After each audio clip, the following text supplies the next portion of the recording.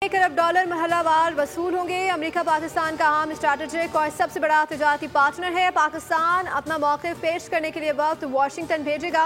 अमेरिकी टैरिफ के मामले को चैलेंज और मवाक़े दोनों की हैसियत से देख रहे हैं।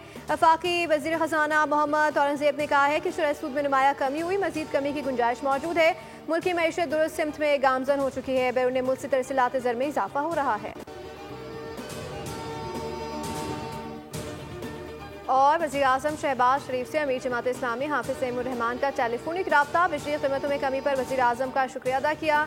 वज़ीर आज़म ने खैर मकदम करते हुए कहा, मुश्किलात के बावजूद अवामी रिलीफ को अव्वलीन तरजीह दी और ये मिशन जारी रखेंगे। हाफिज़ सईम बोले कि बिजली कीमतों में मज़ीद कमी लाकर अवाम को मुकम्मल रिलीफ दिया जाए।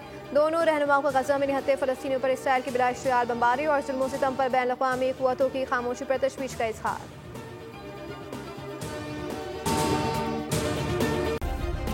सब्सक्राइब करें और बेल दबाएं ताकि कोई खबर रह न जाए।